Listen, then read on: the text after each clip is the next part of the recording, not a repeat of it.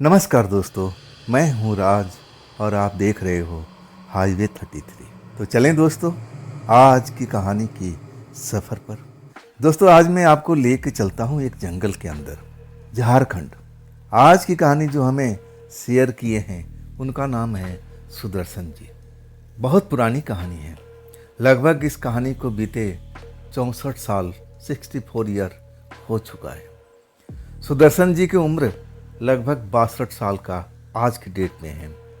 और जब वो 1 साल के हुए थे, पैदा हुए थे, तब की ये कहानी है। उन्हीं की परिवार की, उनकी जो पिताजी के छोटे भाई थे यानी चाचा जी की कहानी है। तो चलें दोस्तों, आप सब तैयार हैं ना? दोस्तों, ये कहानी है गिरिराज जी की। गिरिराज जी दो भाई थे। दोनों भाई मेहनत मजदूरी करते थे और जो बड़े भाई थे वो खेती गृहस्थी का काम करते थे। छोटी मोटी खेती बाड़ी थी, उसी में अपना जीविका उपार्जन करने का कोशिश करते थे। लेकिन जो छोटे भाई थे गिरिराज जी, वो एक साहूकार के पास में नौकरी करते थे, जहाँ पर उनको कुछ महीने का कुछ रुपया मिल जाता था और कुछ अन्न मिल जाता, अनाज मिल जाता था खाने पीने का। इसी में वो सब परिवार का लालन पालन करते थे। लेकिन दोनों लोग खुश थे। जो बड़े भाई थे वो भी अपना खुश रहा करते थे, जो भी अपना परिश्रम करते थे।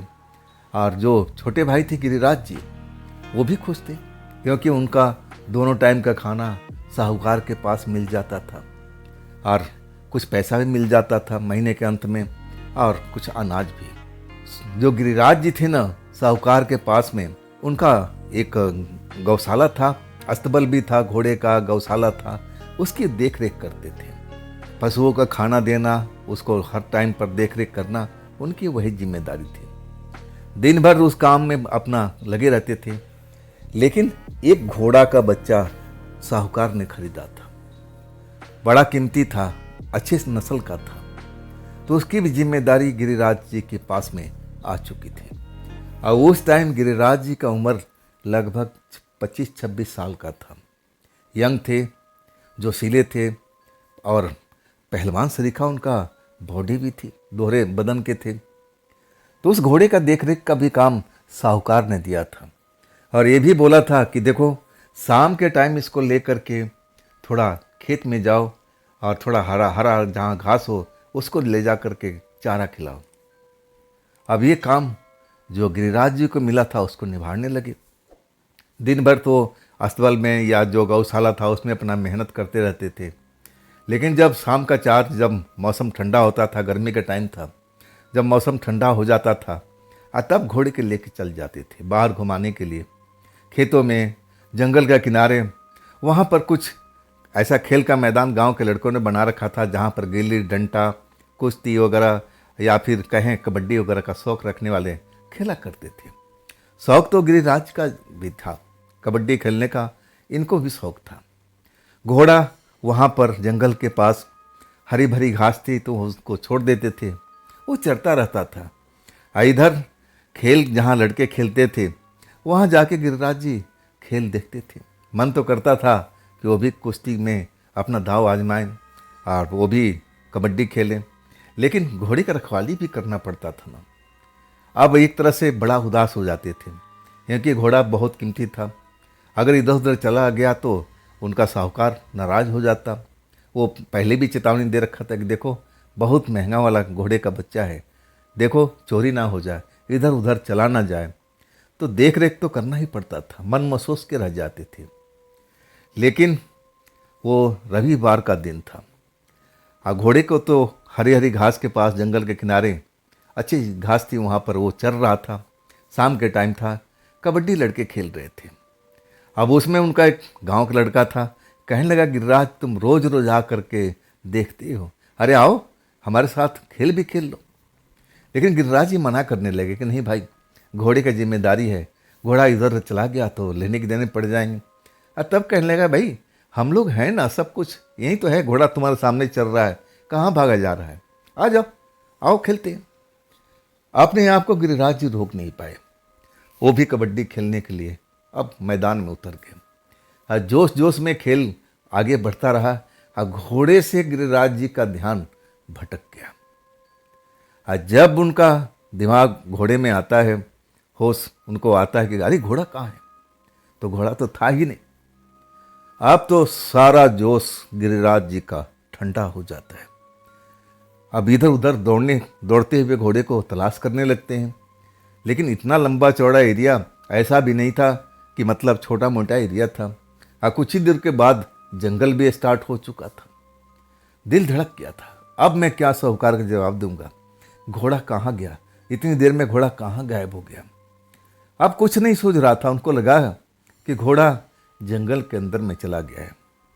और वो जो जंगल था ना, अच्छे अच्छे लोग साहस नहीं करते थे जंगल के अंदर जाने में भी, दिन के टाइम में भी। इतना भयानक जंगल था उसमें, एक तो जानवर भी थे और ऊपर से वो भूतिया जंगल था, गांव के लोग बताया करते थे। अब जो गिरिराज जी थे वो तो बिल्कुल डर चुके थे। अरे भाई घोड़ा कहाँ गया, अब साहूकार को क्या जवाब देंगे, वो तो ना जाने हमारे साथ क्या सलूक करेगा। एकदम घबरा गए थे। लड़के उनको भी जो साथ में खेल रहे थे उन्होंने भी ढूंढने की कोशिश किया आसपास के, लेकिन ऐसा क्षेत्र में कहीं नज़र नहीं आ रहा था। तब वही लड़के जो उनको कबड्डी खेलने के लिए आप बुलाए थे वही कहने लगे लगता है घोड़ा जंगल के अंदर चला गया। अब तो बड़ा मुश्किल होगा, देखो सूरज डूब चुका है, अगर सूरज सही से होता, दोपहर का टाइम होता तो हम लोग कोशिश भी कर सकते थे, लेकिन अब तो भाई मुश्किल है जंगल में जाना। गिरिराज ये काम करो, तुम्हारा घोड़ा तो लगता है जंगल में चला गया है, अब इस टाइम जंगल में जाना ठीक नहीं होगा, तुम चले जाओ घर। गिरिराज जी कांप गए थे, कहने लगे मैं घर जाऊंगा, घर और साहूकार को मैं क्या जवाब दूंगा, घोड़ा कहाँ है, वो तरह तरह का सवाल पूछेगा, मैं उसके सवाल का सामना नहीं कर पाऊंगा। और गिरिराज जी रोने लगे। लेकिन लड़के जो थे उनको उसी हालत में छोड़ करके अपने अपने घर चले गए। अब अकेला पड़ गए थे गिरिराज जी। अब मन ही मन सोचने लगे कि हे ईश्वर मैं क्या करूं, अब क्या करूं, जंगल में जाऊं कि ना जाऊं। इधर जो साहूकार था उसका सामना भी नहीं करना चाहते थे। आखिरकार हिम्मत जुटाते हैं, मन ही मन सोच लेते हैं कि इससे बढ़िया साहूकार के पास जाने से तो बढ़िया है कि मैं जंगल में चला जाऊं, अब मैं अपने घोड़ों की तलाश करूं। साहस करके जंगल के अंदर चले जाते हैं। सूरज डूब चुका था। घोड़े को ढूंढते हुए अंदर जरा से भी कहीं आहट होती थी तो लगता था कि घोड़ा ही है, लेकिन घोड़ा ना होकर के कोई जंगली जानवर होता था। आहट सुन करके गिरिराज जी को वो भाग खड़ा होता था, छुप जाता था। गिरिराज जी डर जाते थे। लेकिन शुक्र था कि सूरज तो डूबा लेकिन चांद निकल चुका था। चांद की रोशनी धीरे धीरे जंगल के अंदर में छन छन करके आना शुरू हो गई थी। यही गनीमत था। इसके बाद अपने आसपास के जंगल के एरिए में हर तरफ गिरिराज जी ढूंढने लगते हैं, कहाँ है घोड़ा। जरा सी भी कहीं चमक होती थी, लगता था कि सफ़ेद घोड़ा है, ये चमका है, लेकिन जब तक दौड़ के जाते तब तक कुछ नज़र नहीं आता था। ऐसे करते करते जंगल के अंदर काफ़ी अंदर वो पहुंच चुके थे। आखिरकार जब उनको लगने लगा कि ये तो मैं गलत कर गया, मुझे रात के टाइम यहाँ पर आना नहीं चाहिए था, लेकिन वो दूसरी तरफ साहूकार का चेहरा देख करके वो डर गए थे। मैं उसको क्या जवाब देता, यहाँ तो घोड़ा भी नहीं मिला और ऊपर से मैं रास्ता भी भटक चुका हूँ। वो बाहर जाने के लिए रास्ता तलाशने लगे, लेकिन उनको रास्ता ही नहीं मिल रहा था, भटक चुके थे जंगल के अंदर में। और आखिरकार एक पेड़ के नीचे जा कर के बैठ जाते हैं, रोने लगते हैं। अब उनके पास रोने के अलावा कुछ था ही नहीं बचा हुआ। अब धीरे धीरे रात भी बढ़ती जा रही थी और डर भी लग रहा था। आसपास के जो एरिया था अब ऐसे डरावना जगह था जंगल का, तरह तरह की आवाज़ें, जंगली जानवरों की आवाज़ें, कुछ अलग अलग सी आवाज़ें उनको सुनाई पड़ने लगी और डर गए। उनको पता था, गाँव वालों ने बताया था कि जंगल है ना, रात के टाइम तो एकदम और भी भयानक हो जाता है। गिरिराज जी अब समझ चुके थे मैं तो फंस चुका हूँ, घोड़ा भी गया और मेरे भी हालत कुछ ठीक नहीं है। क्या मैं सही सलामत इस जंगल से निकल पाऊँगा? घोड़ा तो दूर की बात है, मैं अपनी जान बचा लूँ यही काफ़ी है। अब वहाँ पर अजीबो गरीब आवाज़ें आनी शुरू हो गई थी। कितनी रात हुई है अब गिरिराज जी को टाइम टेबल का पता नहीं है। उस जंगल में अपने आप को गुम एक तरह से पा रहे हैं। चारों तरफ भटक लिए थे लेकिन उनको बाहर निकलने का रास्ता भी नहीं मिल रहा था। पेड़ के पास अब रोने के अलावा कुछ बचा नहीं था, लेकिन आसपास में जब कुछ आहट सुनाई देती है, ऐसा लगता है कि उनको कोई देख रहा है। कुछ ऐसी आंखें चमकती हुई नजर आती है। गिरिराज जी रोना भूल जाते हैं। अपनी जान बचाने के लिए पेड़ के ऊपर चढ़ने लगते हैं, लेकिन अभी पेड़ के ऊपर चढ़े भी नहीं थे, तभी कुछ बौने प्रकार के जो भूत प्रेत होते हैं उनके पास पहुंच जाते हैं। उछल करके उनके पैर को खींच लेते हैं, जमीन पर गिरा देते हैं। इसके बाद गिरिराज जी एकदम व्याकुल हो जाते हैं, चीखने लगते हैं, चिल्लाने लगते हैं। पहली बार किसी भूत प्रेत को वो सामना किए थे, और वो भी छोटे छोटे से भूत प्रेत थे उनकी नज़र में। उनकी हाइट बहुत छोटी थी, लेकिन उनकी आंखें बहुत ही चमकती हुई, चेहरा बहुत ही भयानक था। गिरिराज जी को अब हाथ पकड़ करके घसीट करके वो झुंड में थे, 4-5 ऐसे थे जो उनको लेकर जा रहे थे। अब गिरिराज जी अपने आप को बचाने का बहुत कोशिश कर रहे थे कि मैं कैसे भी इनके चंगुल से निकल जाऊं, लेकिन गिरिराज जी उनसे निकल नहीं पा रहे थे। चीखने लगे, चिल्लाने लगे, कोई है तो मेरे को जान बचाओ। लेकिन उस जंगल में कौन आता है भाई? वहाँ तो जो आसपास के गांव थे वो लोग तो दिन के टाइम में भी अकेले कुछ जंगल में जाने की कोशिश नहीं करता था, लेकिन अब तो रात का टाइम है, रात का टाइम चल रहा है, कौन उनकी मदद करने के लिए आएगा? चीखते रहे, चिल्लाते रहे। और वो जो बौने थे जो उनको लेके जा रहे थे वो बड़ा ही भयानक दिख रहे थे, उनकी आंखें चमक रही थी, और वो गिरिराज जी को लेकर ना जाने कहाँ जा रहे थे। अब तो गिरिराज जी को लग चुका था कि मैं तो अब काम से गया, अब तो मैं बच नहीं पाऊंगा।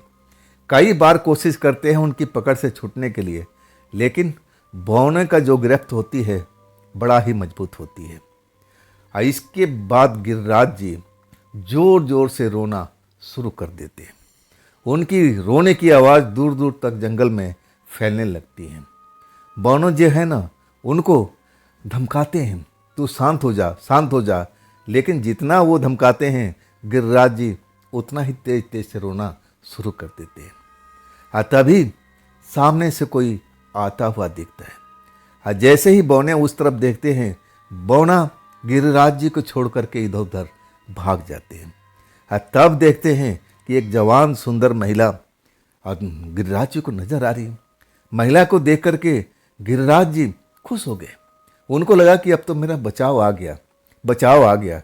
लेकिन अगले पल जो देख रहे थे, महिला का पाँव जरूर दिखाई दे रहा था, लेकिन वो जमीन पर नहीं, हवा में चल रही थी। देखने में बहुत ही सुंदर, बड़े बड़े बाल, उसका बड़ी बड़ी आंखें, सफ़ेद लाल रंग का कपड़ा पहन रखी है और जवान सुंदर। लेकिन जब देखते हैं कि वो तो ज़मीन पर नहीं, हवा में चल रही है, तो और तेज तेज से रोने लगी। वो औरत उनके पास में आती है। उसकी उम्र अंदाज़ा लगाते हैं जितना उनका उम्र था, 1-2 साल या तो बड़ा होगा या छोटा होगा। लेकिन जब वो महसूस कर लेते हैं, देख लेते हैं अपनी आंखों से, अरे भाई ये तो ज़मीन पर नहीं, हवा में चल रही है, ये तो कोई भूतनी है, कोई प्रेतनी है, और डर जाते हैं। लेकिन वो प्रेतनी भूतनी जिसको समझ रहे थे ना, वो उनके पास आ जाती है। कहती है, तुम कौन हो? इस टाइम इस जंगल में कर क्या रहे हो? अब तो गिरिराज जी को खून सूख चुका था। जब उसको देख लिए थे, जान लिए थे, ये तो साधारण स्त्री है नहीं, साधारण औरत नहीं है, साधारण लड़की नहीं, ये तो कोई चुड़ैल है, कोई ऐसी ही शक्ति है।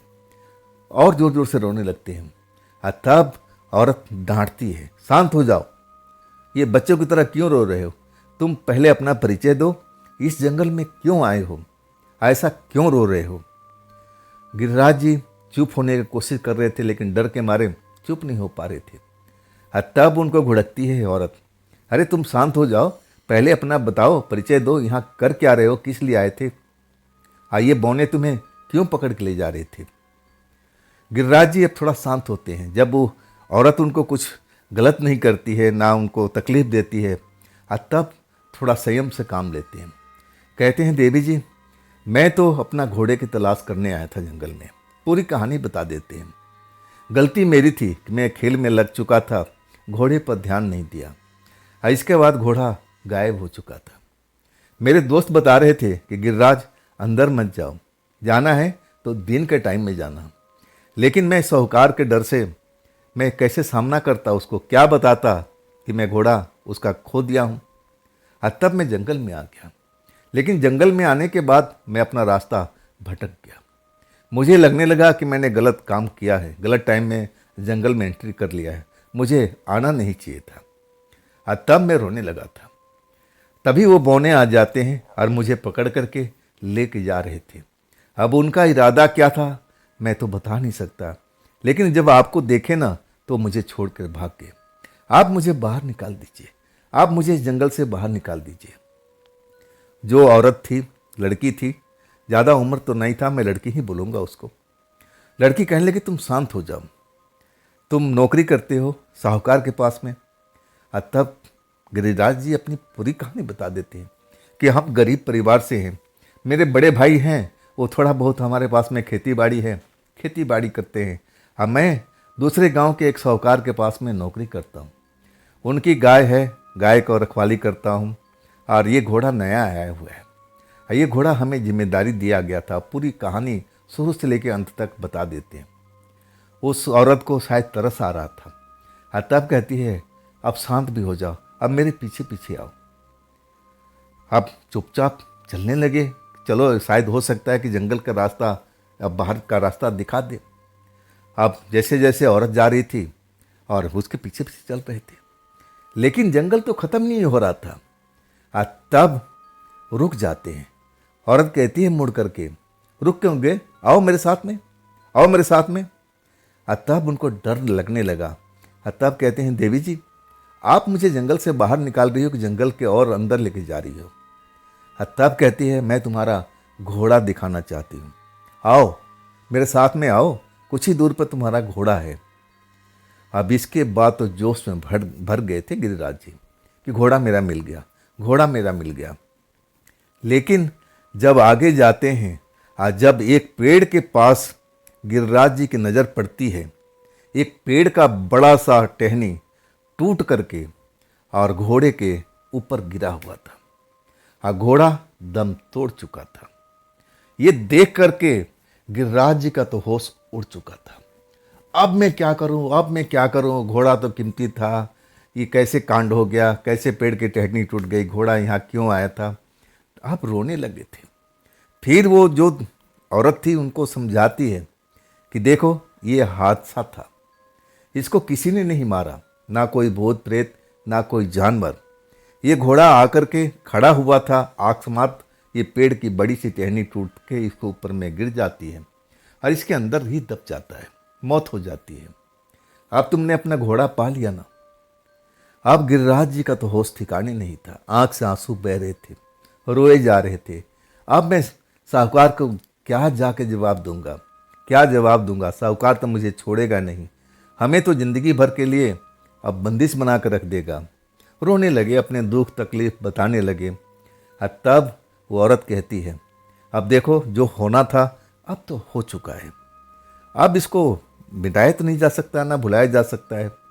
शायद यही इसके नसीब में लिखा हुआ था, इसकी मौत यहीं पर लिखी थी, तो मौत हो चुकी है।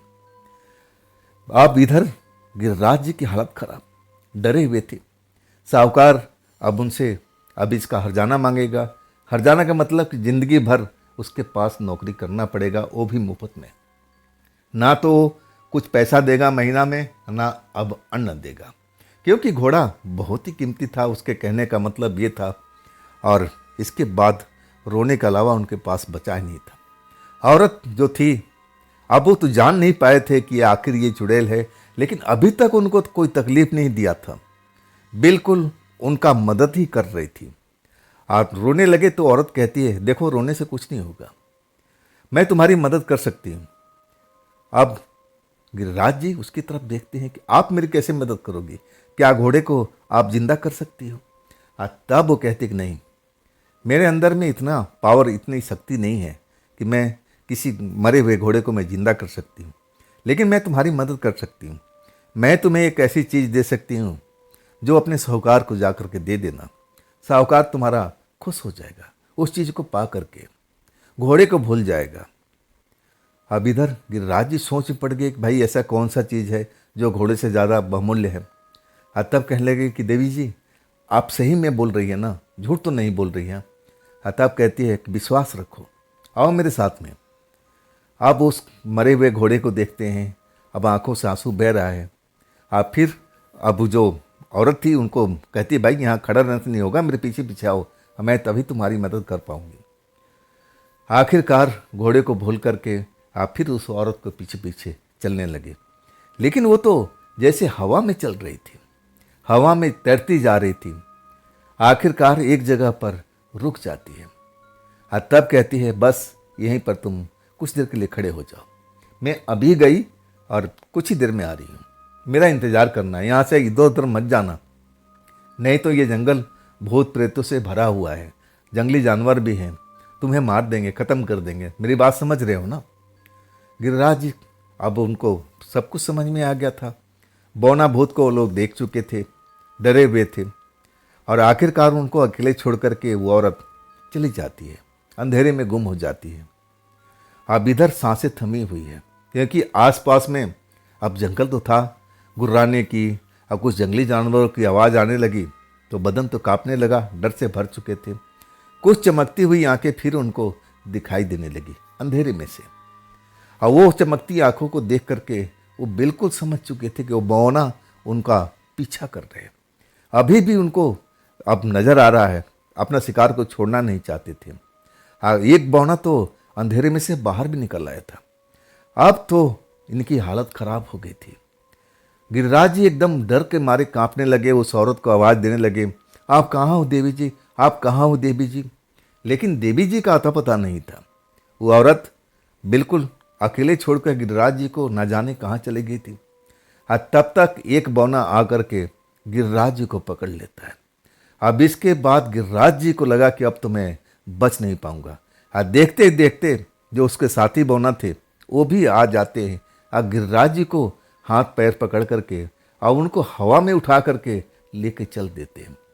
गिरिराज जी चिल्लाते रहते, देवी जी आप कहाँ हो, देवी जी आप कहाँ हो, आप मुझे बचा लो, मुझे बचा लो।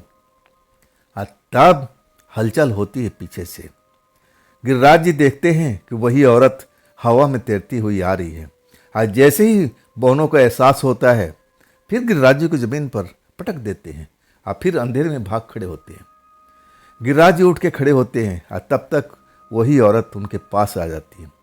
आप फिर कहती है धमकाती हुई, देख लिया ना, मैं तुम्हें कुछ देर के लिए छोड़ के गई थी तो देख लिया ना, फिर ये बौने आगे भूत प्रेत ऐसे भरे पड़े इस जंगल में, अब आओ भी। गिरिराज जी पूरा बदन कांप रहा था, डर के मारे बुरा हालत था, अब क्या होगा, अब क्या होगा। लेकिन उस औरत ने गिरिराज जी को संभाल लेती है, कहती है मेरे साथ में चलो। फिर उसी जगह पर जहाँ गिरिराज जी को खड़ा किया था वो उसी जगह पर लेके आती है। कहती है बस 5 मिनट तुम यहीं पर खड़े रहो, अब मैं लेके आ रही हूँ। मैं तो अभी उस जगह तक पहुँची भी नहीं थी और तभी तुम्हारी रोने पीटने का आवाज़ सुनाई देने लगी। लेकिन अब मैं ऐसा कुछ करके जाती हूँ कि तुम्हारे आसपास में कोई भी नहीं आएगा। एक गोल घेरा बना देती है। कहती है तुम इसी के अंदर में खड़े रहना, तुम्हें कोई छू नहीं पाएगा। गिरिराज जी डरे हुए थे, अब करे तो क्या करे, गोल घेरा के अंदर में खड़े हो जाते हैं। अब फिर वो औरत अंधेरे में गायब हो जाती है। वही बौने जो फिर आसपास में छिपे हुए थे उनको लगा कि अब तो फिर शिकार हमारे सामने है, फिर आ जाते हैं। लेकिन उस गोल घेरा को छू नहीं पाते, उसके अंदर प्रवेश नहीं कर पाते। गिरिराज जी तो छूना दूर की बात थी। तब गिरिराज जी को एहसास होने लगा कि देखो ये जो है ना औरत, इसमें ताकत है, ये जादूगरनी है। बौने उछल कूद कर रहे थे, गिरिराज जी को पकड़ने की कोशिश कर रहे थे, लेकिन उस गोल घेरा के अंदर पहुंच ही नहीं पा रहे थे। तभी औरत आती हुई दिखाई देती है गिरिराज जी को। गिरिराज जी अंदर गोल घेरे के अंदर में थे, तभी जैसे बौने आते हैं वो चीखने चिल्लाने लगते हैं। जैसे ही औरत आती है फिर बौने भाग जाते हैं और औरत आकर के शांत मन से अब खड़ी हो जाती है, गिरिराज जी को देखती है। अब फिर कहती है देख लिया ना, अगर मैं ये गोल घेरा नहीं बनाती तो शायद फिर तुम्हें वो बौने उठा कर ले जाते। बौने नहीं आते तो कोई और आ जाता, तुम्हें इस जंगल से बाहर जाने का मौका भी नहीं देते, है ना। अभी भी तुम्हारे पास में ज़्यादा मौका नहीं है। अगर मैं इस जगह से हट जाऊं, इस गोल घेरे से तुम्हें बाहर निकाल दूं, तुम 2 मिनट तक इस जंगल में जिंदा रह नहीं पाओगे। आखिरकार गिरिराज जी को एहसास होने लगा, ये मुझे गलत नहीं करेगी। अगर गलत करना होता तो इतना मौका मुझे देती भी नहीं। ये तो मेरी मदद करने वाली थी। तब कहते हैं, देवी जी आप मेरी मदद कर रही थी ना, आप ऐसा कुछ चीज़ दे रही थी जो साहूकार को देते ही खुश हो जाएगा, जो आपने कहा था। तब कहती, हाँ वही चीज़ तो मैं लेके आई थी, इसी में तो वक्त लग गया। फिर एक सोने का टुकड़ा सिक्के जैसा अब दे देती है गिरिराज जी को हाथ में। ये सोने का टुकड़ा है, ये जा कर के अपने साहूकार को दे देना। और अगर पूछे कि तुमने कौन दिया है, तुम बता देना कि हमने जंगल में घोड़े को ढूंढने के लिए गया था, घोड़ा तो मिला नहीं, लेकिन उसी जगह पेड़ के पास में ये टुकड़ा मिल गया था। मेरा नाम मत बताना, ये भी मत बताना कि तुम्हारा घोड़ा मर चुका है। गिरिराज जी सीधे साधे इंसान थे, छल कपट उनको आती नहीं थी। सोना का टुकड़ा ले लेते हैं, कहते हैं, देवी जी आप तो हमें इस जंगल से बाहर निकाल दीजिए। तब कहती है कि हाँ आप मेरे साथ में पीछे पीछे चलो, मैं तुम्हें अब बाहर का रास्ता दिखा देती हूँ। अब मैं तुम्हें बाहर तक छोड़ के आ जाऊँगी। अब आओ भी मेरे साथ में, मुझे और भी काम करने जाना है। मैं तो तुम्हें रोते बिलखते देख करके दया आ चुकी थी, इसलिए मैं तुम्हारी मदद करने के लिए आ गई। आखिरकार गिरिराज जी को वो जंगल से बाहर निकाल देती है। जब जंगल से बाहर निकलते हैं ना, तभी भी रात थी। उनको समझाती है कि जैसा मैंने बताया था अपने साहूकार को, यही चीज़ बताना, ये मत बताना कि घोड़ा मर चुका है, नहीं तो साहूकार तुम पर ज़्यादा जोर आजमाइश करेगा कि घोड़ा कीमती था, ये इतने में हमारा काम नहीं होगा। ये भी मत बताना कि मैं ये सोने का टुकड़ा मैंने तुम्हें दिया है, नहीं तो वो लालच कर लेगा। बहुत कुछ समझा बुझा करके गिरिराज जी को भेज देती है। कहती है, दोबारा इस जंगल में मत आना। मैं तो इस बार तुम्हारी मदद कर पाई, लेकिन क्या पता तुम अगली बार में आ जाओ, मैं तुम्हारी मदद नहीं कर पाऊंगी। आखिरकार गिरिराज जी अब उसको जाते हुए देखते हैं, जंगल के अंदर पहुंच जाती है और फिर गायब हो जाती है। गिरिराज जी कुछ देर तक तो वहीं खड़े होकर के उसको देखते रहते हैं जाते हुए, और जब वो नज़र नहीं आती है तब गिरिराज जी जो साहूकार का गांव था जहां पर नौकरी करते थे, अब उधर चल पड़ते हैं। जब जाते हैं तो साहूकार के घर में हलचल थी, मतलब अभी लोग सोए नहीं थे, शायद वो घोड़े का तलाश में थे। और घोड़े के तलाश में करते करते गिरिराज जी भी अब गायब थे। इसलिए वो लोग परेशान थे कि कहाँ हमारा घोड़ा गया, गिरिराज कहाँ गया। वो लोग बेचैन था, व्याकुल था। जब उस जगह पर पहुँचते हैं, साहूकार देख लेता है, अरे गिरिराज आ गया, गिरिराज आ गया, तो घोड़ा भी होगा, घोड़ा भी होगा। लेकिन जब घोड़ा नहीं साथ में होता है, तब साहूकार का गुस्सा बढ़ जाता है। गिरिराज घोड़ा कहाँ है, घोड़ा तुमने कहाँ छोड़ दिया, क्या घोड़े को बेच दिया, पैसे कमा लिया। तरह तरह का लांछन गिरिराज के ऊपर में लगाने लगता है। गिरिराज जी एकदम कांप जाते हैं। बहुत गुस्से वाला इंसान था साहूकार जो था, और उसके परिवार के लोग उसी का पक्ष ले रहे थे कि हाँ ये किसी को बेच दिया है, ये लालची आदमी है। तरह तरह के बातें गिरिराज जी के सामने आने लगती हैं, आंखों से आंसू बहने लगता है। आखिरकार हाथ जोड़ के कहते हैं, मालिक हमने घोड़े को बेचा नहीं है, घोड़ा गायब हो चुका था। अपनी गलती को मान लेते हैं कि मैं वहाँ पर कबड्डी खेलने लगा था, कुछ देर के लिए मैं अपने आप को भूल गया था, और जब मुझे होश आता है तो मैं देखता हूँ घोड़ा नहीं है। लेकिन मैं घोड़े का ढूंढने के लिए मैं जंगल में चला जाता हूँ, लेकिन घोड़ा का आता पता नहीं चलता मालिक। जैसा उस औरत ने बताया था सब कुछ बता देते हैं। आखिरकार अपने अंटे के अंदर से जो सोने का टुकड़ा था वो निकाल करके साहूकार के हाथ में दे देते हैं। मालिक मुझे एक पेड़ के पास में चमकता हुआ मिला था, ये सोने का टुकड़ा है, मैं इसका महत्व जानता हूँ, आप भी जानते होंगे। आपका घोड़ा जितने का था उससे ज़्यादा कीमती है, आप ये रख लीजिए और उस घोड़े को भूल जाइए। लेकिन मैं ढूंढने की कोशिश करूँगा, अगर घोड़ा मिल जाता है तो और भी अच्छी बात है, लेकिन मैं इसका कीमत इस रूप में आपको दे रहा हूँ। सोने का टुकड़ा देख करके साहूकार की आंखें फैल जाती है, ये तो बड़ा कीमती टुकड़ा है भाई, घोड़े से बहुत ज़्यादा इसमें धन है, मतलब शक्ति है, पावर है। ये भाई, ये तो एक तरह से करेंसी है। साहूकार मन ही मन खुश हो जाता है, लेकिन कहता है ये तो बहुत छोटा टुकड़ा है, इसमें हमारे घोड़े का कीमत पूरा असूल नहीं हो पाएगा। ये कहाँ से टुकड़ा मिला, कहाँ से टुकड़ा तुम लेके आए हो, और वहाँ पर टुकड़ा है क्या, और टुकड़ा है क्या? आप तो जान चुके थे गिरिराज जी ये तो लालची इंसान है भाई। और तब कहते हैं नहीं मालिक, और तो कोई टुकड़ा नहीं मिला, बस यही टुकड़ा मुझे एक पेड़ के पास से मिला, अब मैंने आपको ला करके दे दिया। मालिक आप हमें बख्श दीजिए, मैंने आपका हर्जाना भर दिया है। लेकिन वो लालची इंसान कहता है नहीं, इसमें हमारा घोड़ा जो कीमत था वसूल नहीं होता है। तुम्हें उस जंगल में फिर जाना है और ऐसे ही टुकड़े की तलाश करना है।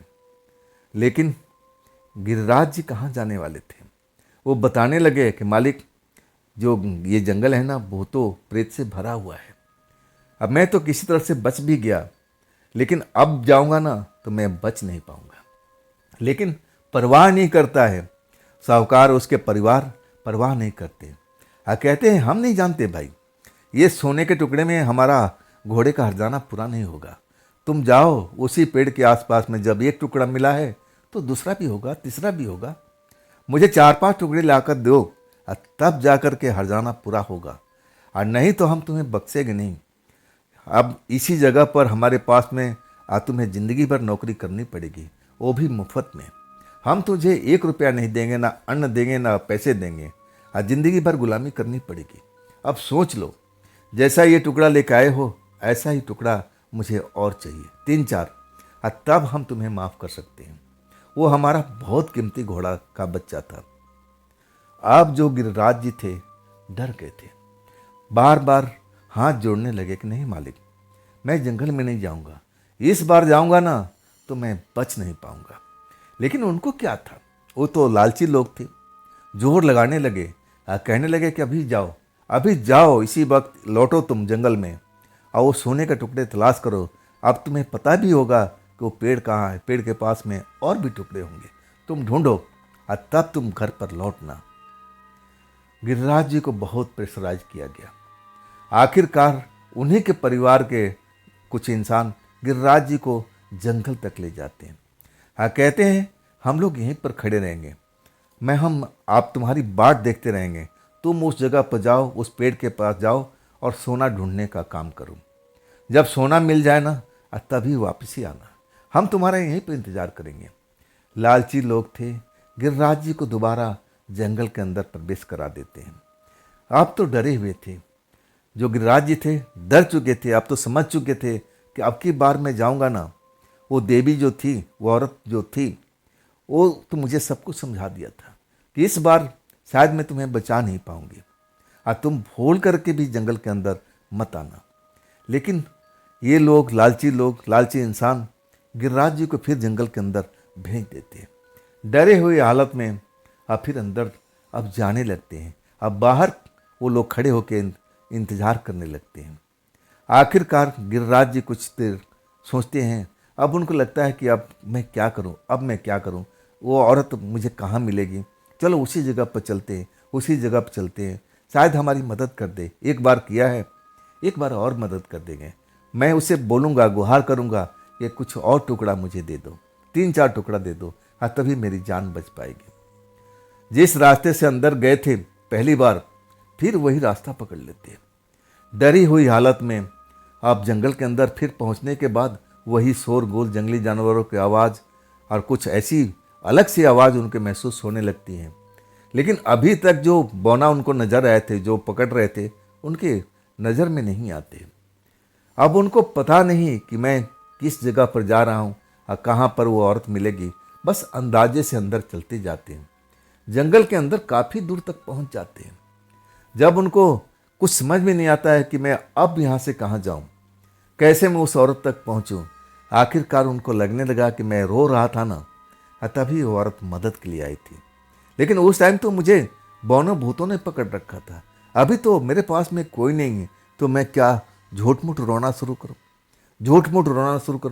और उनको लगने लगा कि हाँ, मुझे ऐसा ही कुछ नाटक करना पड़ेगा, तब वो औरत मेरे पास में आ सकती है।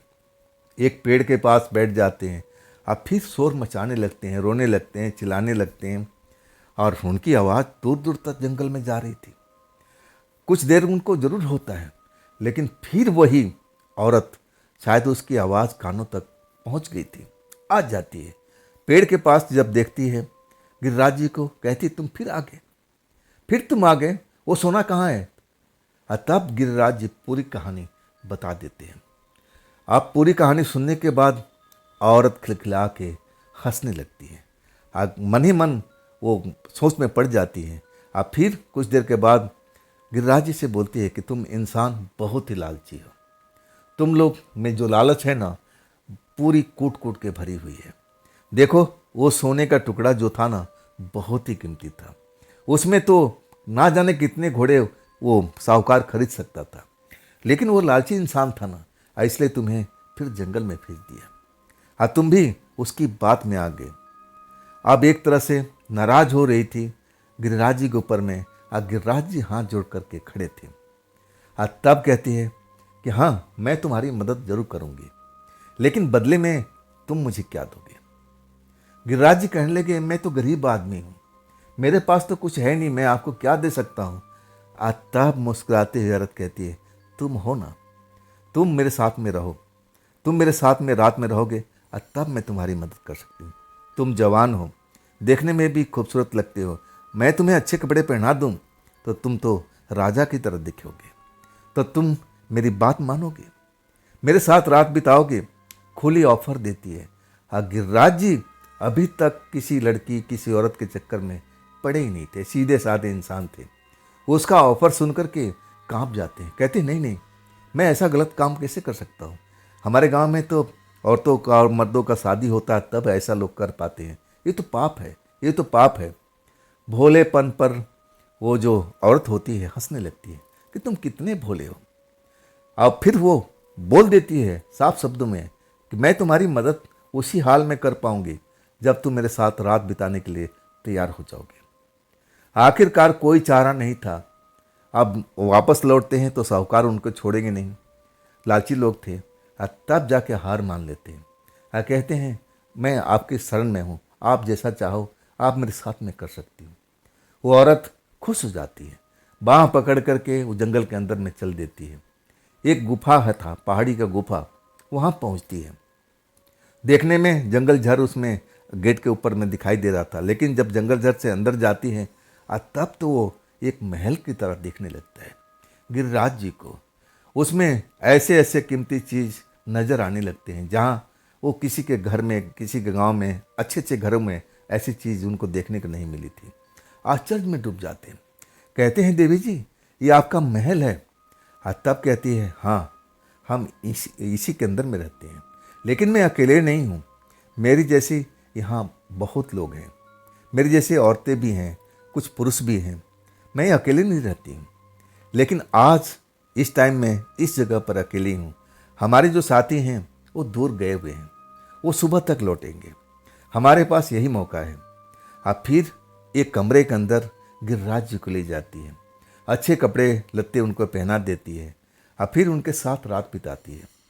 और उधर जो जो साहूकार के लोग थे वो खड़े हुए के इंतज़ार कर रहे थे कि कब गिरिराज आएगा, कब गिरिराज आएगा। रात बीतती गई, रात बीतती गई, आज जब सुबह होने लगा तब उनको लगा कि शायद जंगल में मर गया होगा, जंगली जानवर खा गए होंगे, या फिर कोई भूत प्रेत उनको मार दिया होगा। लेकिन जब सुबह में जंगल के अंदर से गिरिराज जी को बाहर निकलते देखते हैं, वो भी मखमली कपड़े में, देख करके पहचान नहीं पाते हैं। एकदम चमकता हुआ कपड़ा जैसे राजकुमार पहनते, राजा लोग पहनते, उस तरह कपड़ा पहन करके गिरिराज जी बाहर आ रहे थे। सारे लोग हैरान हो गए थे। गिरिराज जी के पास पहुंचते हैं, अरे ये तुम्हारा वेशभूषा कैसे बदल गया, कैसे बदल गया? इसके बाद जो वो औरत थी सब कुछ उनको समझा करके भेजी थी। अब उसमें से अपनी जेब में हाथ डालते हैं, 3 टुकड़ा निकाल करके वैसे ही सोने का दे देते हैं। कहते हैं ये लो अपने टुकड़े, और आज से तुम्हारा हमारा रिश्ता खत्म। मैं तुम्हारा नौकर नहीं और तुम मेरे मालिक नहीं, तुम अपने रास्ते और मैं अपने रास्ते। कुछ टुकड़े और भी मिले थे, उन टुकड़ों को लेकर के अपने गांव पहुंच जाते हैं। घर के लोग अब इस नए रूप में देख करके सब आश्चर्य में पड़ जाते हैं।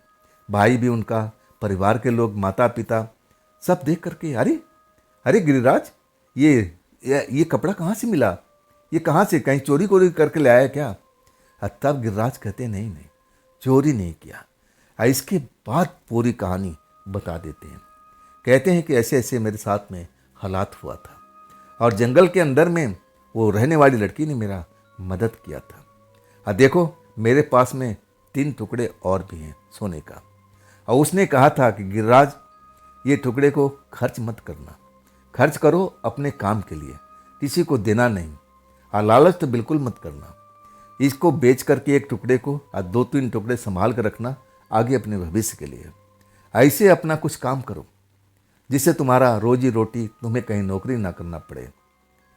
अब तो परिवार के लोग खुश हो गए थे और आखिरकार जो गिरिराज जी थे वो अपना भैंस का, गाय का तबेला खोल लेते हैं एक टुकड़ा बेचने के बाद में, और 2-3 टुकड़ा तो संभाल के रखे हुए थे।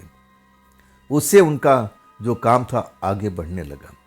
और वो साहूकार जो था ना, वो तो बहुत ही लालची इंसान था। अब आ करके गिरिराज जी को मक्खन लगाने लगा कि भाई ये सोने का टुकड़ा कहाँ मिला, वो रास्ता बता देगा, वो पेड़ मुझे दिखा देगा, मैं तुम्हें बहुत पैसा दूंगा, मैं तुम्हें अमीर बना दूंगा। और तब गिरिराज जी कहते हैं मैं आपका ये कहना नहीं मानूंगा, क्योंकि मैं आज से आपका नौकर नहीं हूँ, ना आप मेरे मालिक हो। अब आज के बाद कभी भी मेरे घर पर मत आना। दुत्कार के भगा देते हैं, लेकिन काफ़ी दिन तक वो लालची इंसान था साहूकार, मक्खन आके लगाता रहा कि अगर तुम जा नहीं सकते हो तो मुझे रास्ता बता दो, मुझे रास्ता बता दो। अब एक तरह से गिरिराज जी परेशान हो गए थे, बता दिए कि भाई तुम जंगल में जाना, आप सीधे पहुँचते जाना, आप बीच में जा कर के एक पेड़ के पास में, मैं ऐसा ही किया था, मैं रोने लगा था, शायद तुम्हारा भी काम बन जाए। वो साहूकार भी जाता है, लेकिन जाता तो है लेकिन वापस नहीं आता है, और ना आज तक उसका अता पता चला कि वो जंगल के अंदर में उसके साथ क्या हुआ। लेकिन इधर में जो गिरिराज जी थे, अपना जो डेयरी फार्म खोल लिए थे, भैंस गाय का काम अच्छा निकलने लगा। लेकिन 3 टुकड़े अपनी माँ को दिए थे संभालने के लिए। अब माँ जो थी वो रख करके भूल जाती है, और जब टुकड़ों की ज़रूरत पड़ती है माँ से पूछते हैं कि माँ वो सोने के टुकड़े कहाँ हैं, तब माँ अपने पेटी बक्सा हर जगह तलाश कर लेती है, कहीं मिलता ही नहीं है, और उसके बाद कभी मिला भी नहीं है। तो दोस्तों ये थी सुदर्शन जी की भेजी हुई अपने घर की कहानी, उनके चाचा जी की साथ में घटी हुई घटना। तो कैसी लगी ये कहानी कमेंट में ज़रूर बताइएगा। और दोस्तों अगर आपके पास भी ऐसी कोई कहानी है, कोई घटना है जो आप मुझ तक पहुंचाना चाहते हो, तो आप मुझे इंस्टाग्राम पर, मेरे व्हाट्सएप नंबर पर, मेरे मेल आईडी पर अपनी कहानी को ज़रूर शेयर कीजिएगा। दोस्तों ये भी चैनल आप ही का है, तो इसको भी अपना प्यार दीजिए, दुलार दीजिए, लाइक कीजिए, सब्सक्राइब कीजिए, अपने दोस्तों को शेयर कीजिए, और हाइप वाले बटन को ज़रूर प्रेस कीजिएगा, दबाइएगा। तो दोस्तों फिर हम मिलते हैं ना कल की रात इसी चैनल पर, इसी टाइम पर। आप लोग अपना ख्याल रखिएगा। नमस्कार।